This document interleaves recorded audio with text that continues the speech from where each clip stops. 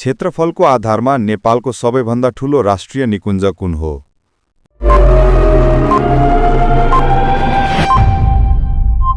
D. से-फोक्सुन्डो राष्ट्रिय निकुञ्ज।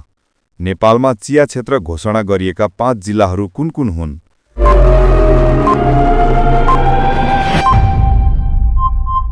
Be. Jhapa, Ilam, Panchthar, Terhathum, Dhankuta. पहाडकी रानी भनेर नेपालको कुन स्थानलाई चिनिन्छ? बी. धनकुटा।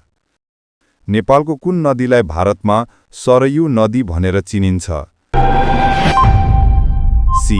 कर्णाली। 5 पोखरी ताल कुन जिल्लामा अवस्थित छ?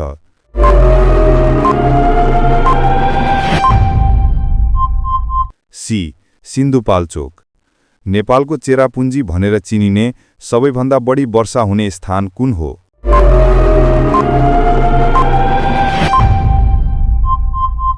बी.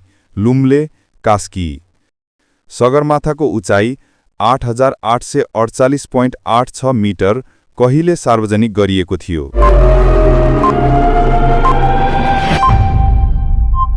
सी.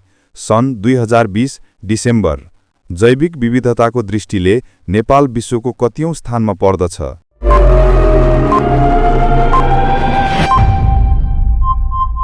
बी. 25औं। नेपालको कुन जिल्लामा सबैभन्दा बढी स्थानीय तह लोकल लेभल्स रहेका छन्?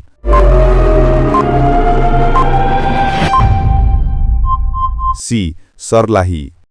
नेपालको चन्द्र सूर्य अंकित झण्डालाई कहिले राष्ट्रिय झण्डाको रूपमा अपनाइएको थियो?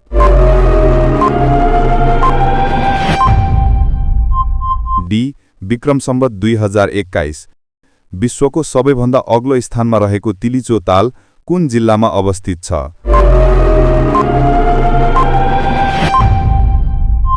बी. मनाङ। सूर्यबाट पृथ्वीसम्म प्रकाश आइपुग्न कति समय लाग्छ?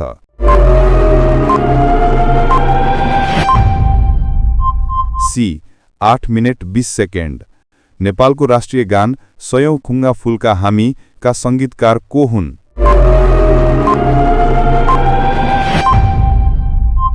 बी. अम्बर गुरुङ। माछाको स्वर्ग भनेर नेपालको कुन ताललाई चिनिन्छ?